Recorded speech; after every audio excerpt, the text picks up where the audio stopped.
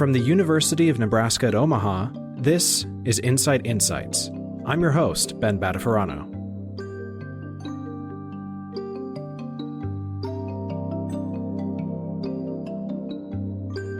Thank you for joining us. Our guests today are Dr. Erin Kearns, NCITE Director of Law Enforcement Partnerships, Dr. Adam Ghazi-Tehrani, who is an Associate Professor of Criminology and Criminal Justice at Indiana University.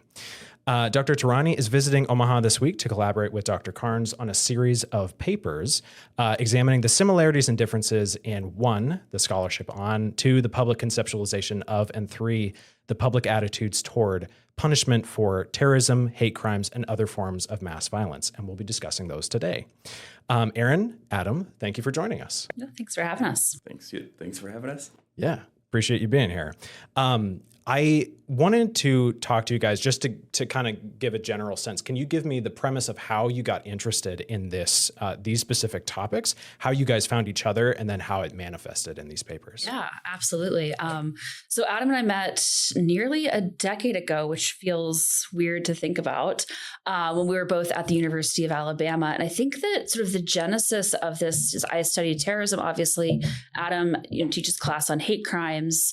And just sort of discussing the incident that sticks out to me was the yoga studio shooting in, I think it was Tallahassee, that happened during that time that we were at Alabama.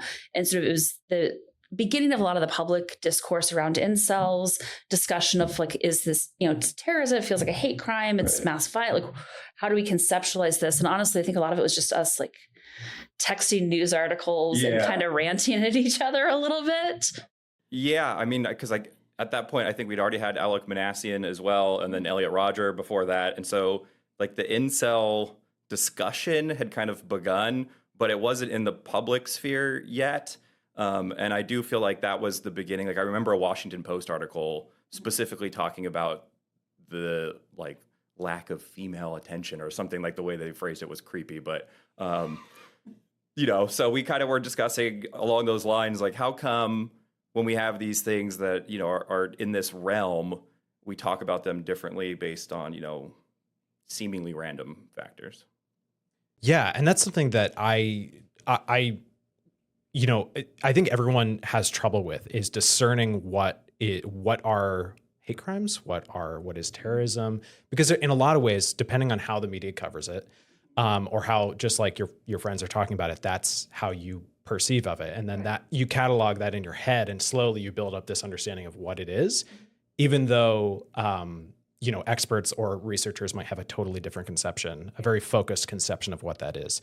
So can you guys like define, if you can, roughly what you would lump into each of those categories? Sure. I mean, so in terms of defining terrorism, like I think many of the particularly quantitative scholars of terrorism tend to use the Global Terrorism Database's definition of terrorism because that is the most sort of, all-encompassing publicly available data set.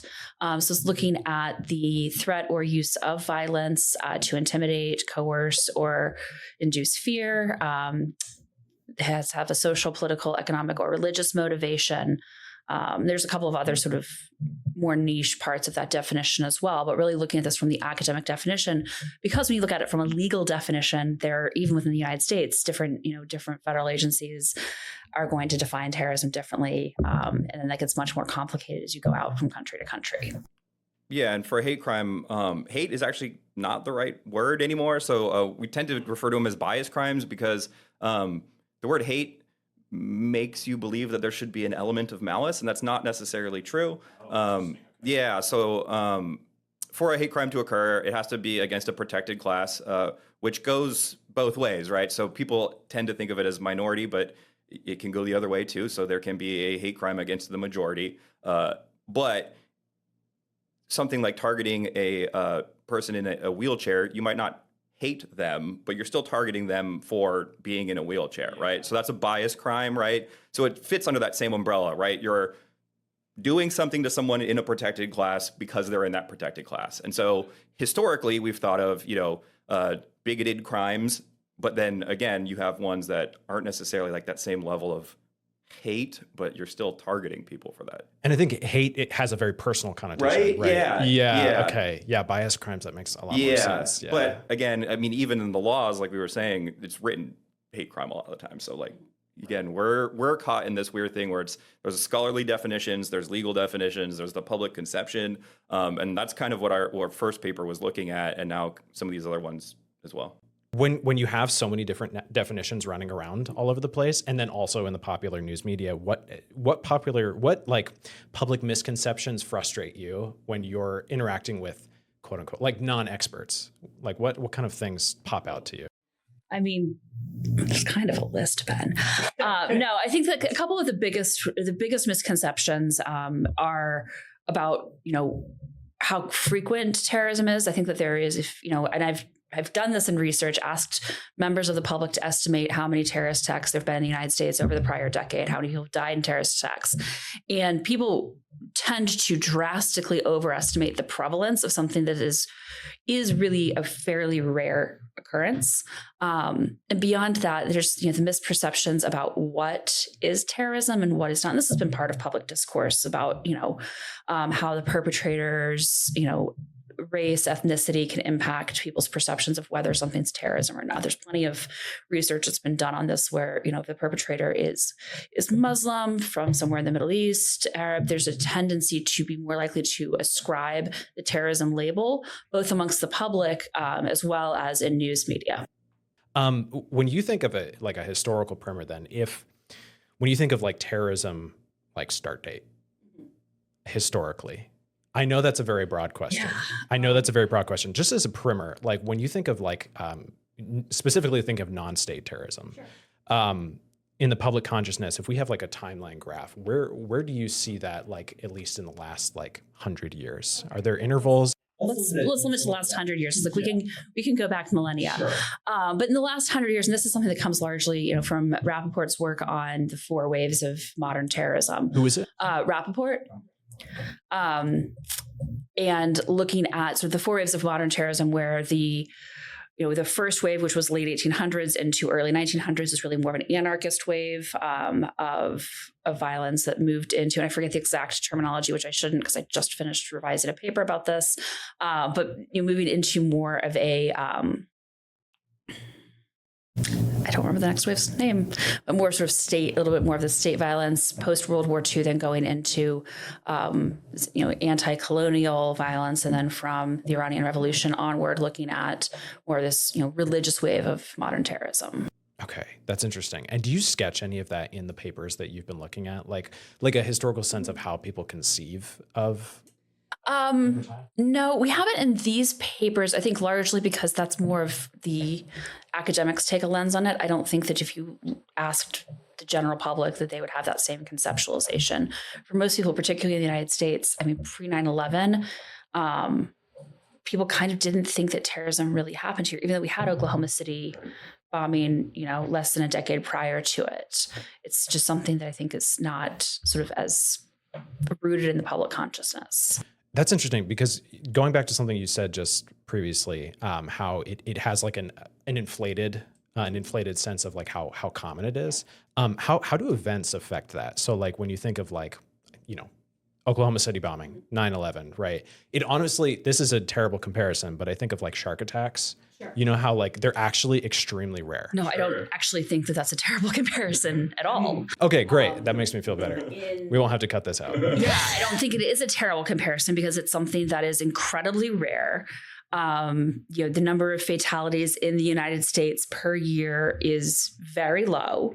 When I say very low, I mean, this is going to vary from year to year. Of course, I'm not talking about 9/11, but it's somewhere in the 10 to 20 range. And I'm not trying to trivialize this, but when you think about how many people die in car accidents every single day, comparably, it is quite different. When you compare it to more like familiar crimes, when you compare terrorism to more familiar crimes, like murder, theft, how do people feel that terrorism is like a step beyond those common crimes? And then for each of those, like terrorism, bias crimes, and other forms of mass violence, like how do those step beyond in the public conception? How do those step beyond like a regular or like even white collar crime? Yeah, so I think part of it is most traditional crime or street crime, white collar crime, whatever, non-bias or terrorist crime, we tend to think of them as like unique events produced by those circumstances, right? The situation the person was in, the defender, the victim, whatever. The goal of a lot of terrorism or hate crime is to kind of send a message to a larger community, right? So, LGBT community or, a minority community or whatever. I think that is one of the key differences, right? So you are perceiving it not as that unique situation, but something that happens to people that are similar to you, right? So if you are part of that group, now, when I go out, am I going to be attacked for being gay or brown or whatever, where you're not really thinking that in the same way as like theft, right? I don't know, I'm going to protect my wallet, right? I don't go down that alley, right? Like there's more you can do to avoid street crime where it feels like the terrorism and the hate crime are more of like something that happens to you regardless of your choices. And I think that sticks with people. When you think of like other forms of mass violence, what other things are you looking at? I'm a person who minored in Holocaust and genocide studies, right? So for me, I'm always curious, like, is genocide included in there? Is like, what kind of forms of mass violence are you thinking of? Well, and this is what really, I think, an interesting and important question as we were revising this part of our paper yesterday. Like, we think about mass violence. No, we're not going as far as to think about these sort of widespread systemic things like genocide. Thinking more about this in terms of, and how this came about in our early discussions was things like, that were largely mass shootings, and that's a largely U.S. focused problem. But by, if we've said mass shooting, that is then dictating what the weapon has to be. And you have attacks that are, in other countries in particular, that are knife or sword attacks, vehicle rammings, things that are also part of this discussion, where the public discourse might be more like, this person was, had a mental illness or something along those lines, but they can also fit into being hate crimes. That could also fit into being terrorism or some overlap thereof. We touched a little bit on, the public media, the news media, right? Controlling kind of that narrative to some extent, or at least influencing it strongly. What other controls or factors come in to like shape that narrative? Besides, like, because I think you can think of leaders, right? Like state leaders, obviously the non-state leaders of like terrorist organizations. But I'm just curious, what do you look at for those controls? Yeah, I don't know if it's exactly about the control. It's more, it's difficult to sort of map out what are all of the things that are influencing people's perceptions. Certainly news media consumption, things that you can't really necessarily measure in such a clear way, but social media consumption, the discussions that you're having with your friends, your family, as Adam mentioned earlier, like that can have an influence on how people are perceiving particular events. One of the things that I think was really surprising in some of my past work on media coverage of terrorism, some of our work together on media coverage of terrorism and hate crimes, is that there are many incidents that should be classified as terrorism that don't really get much, if any, national media coverage. So people are just fully unaware that they ever happened. Whereas there are, other incidents that dominate the news cycle, and we can, name these events, the people who perpetrated them, all of that. Got it. Okay. And I think part of it is like enough of the zeitgeist treats the events differently that I think that we do it by default. So I'll give you an example. If there is an attack that is motivated in some way by Islam, it's treated kind of monolithically as coming from Islamic terrorism, like writ large, right? Where if there's a similar attack, right, like let's say incel, they're not linked together in the same way, right? It's kind of like lone wolf incels, but the ideology is shared in the same way. And I'm not arguing that like they should be treated like a monolith, but more of like we in the discourse treat them differently. And I think that affects how we think about them too. And so like our natural inclination is to look at someone like an Elliot Rodger and go like, what went wrong in his specific life? Where then when we have what we would qualify as terrorism, it's less of like about the individual, more about the ideology that they belong to. Right. The broader influence. And so like, I think that sometimes that's correct, but sometimes I think that, that path gets taken and then it's too hard to kind of go the other way. And I do think that there are patterns that have emerged.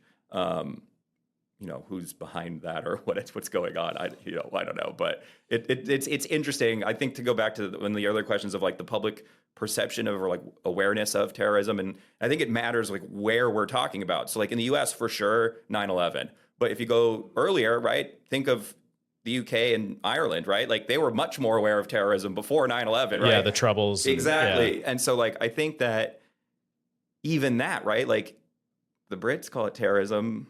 I don't know if the Irish do, right? Like there's like this kind of thing where it's like the people who are pushing the narrative get to kind of name it, and then the rest of us kind of get like I myself, it's like when I see stuff, it's like I go like what happened to that guy, and it's like I know that that's not something I apply equally.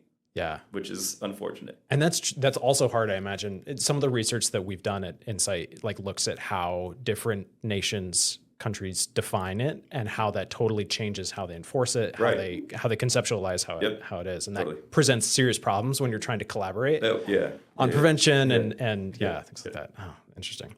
I do want to pivot a little bit to like the literature, because one of the things that you guys look at is kind of doing, I assume, an overview of the literature that exists on these exact topics.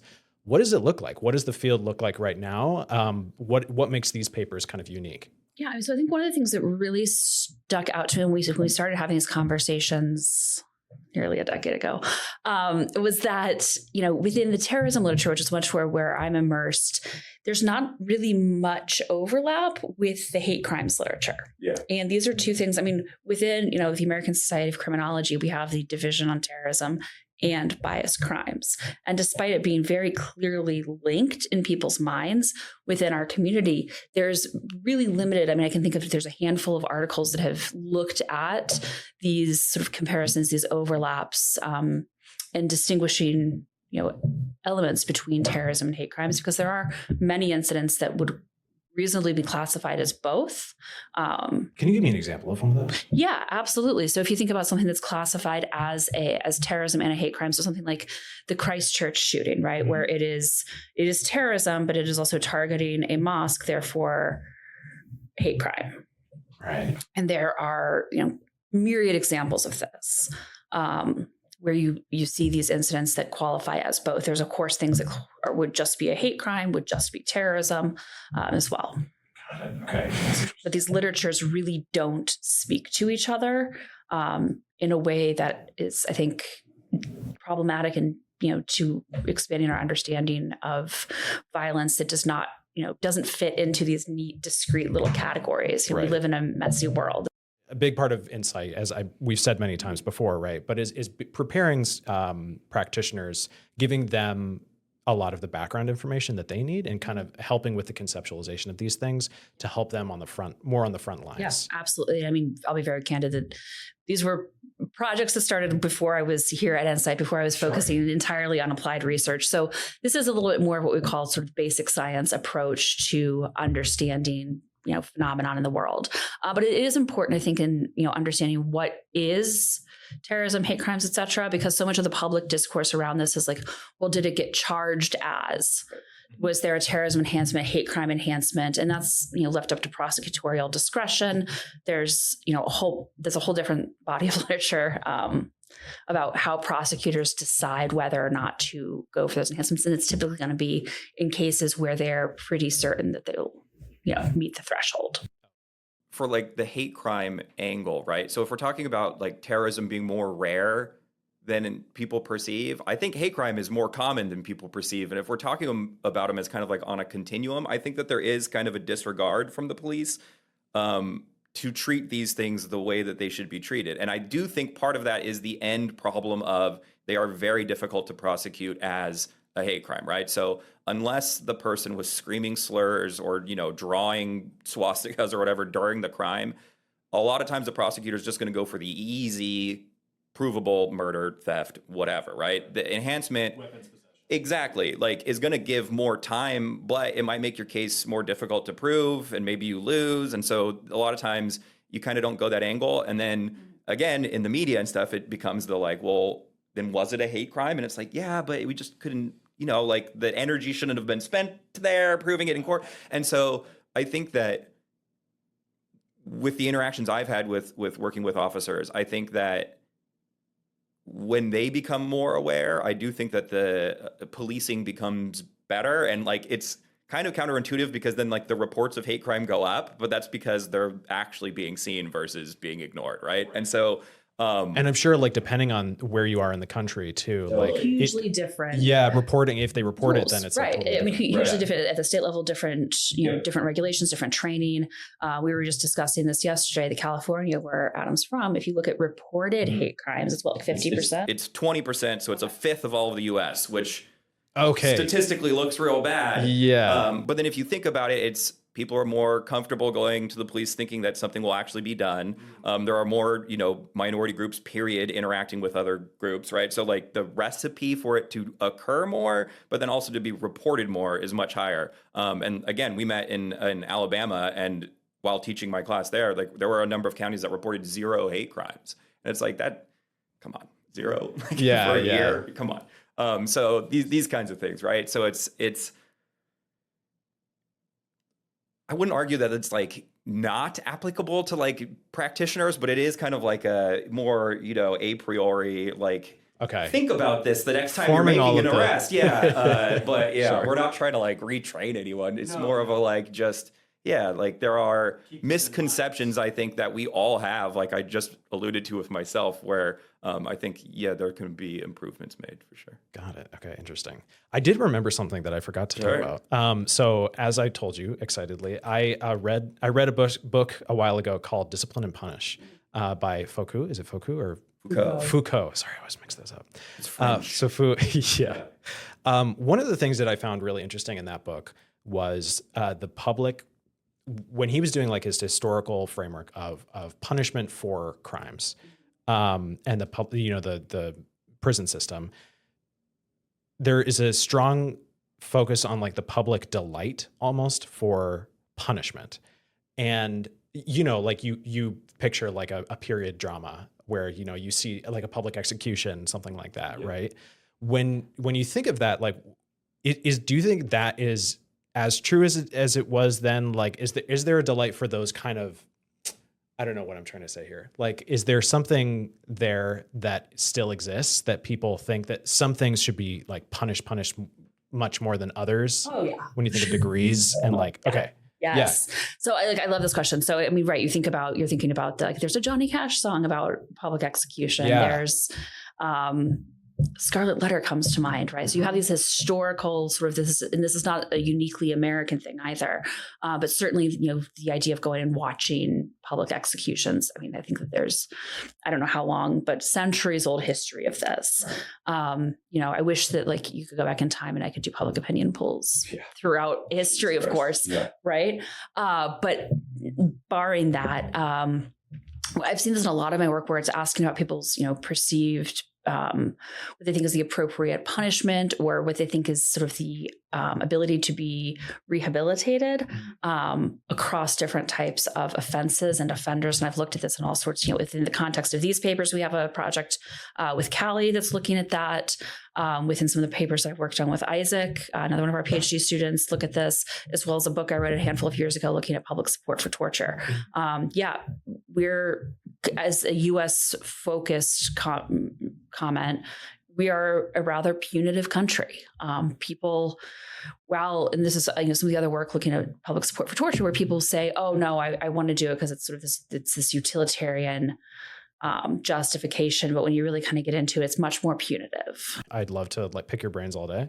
But thank you both for joining us. Our guests today were Dr. Erin Kearns, NCITE Director of Law Enforcement Partnerships, and Dr. Adam Ghazi-Tehrani, who is visiting NCITE from Indiana University to collaborate on some papers.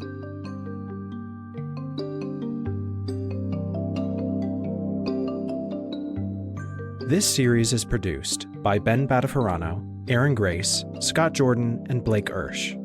Thank you for joining us for another episode of NCITE Insights.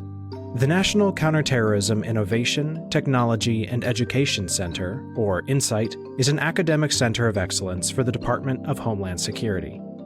Looking to find out more? Check out our website at incite.unomaha.edu or email us at incite@unomaha.edu.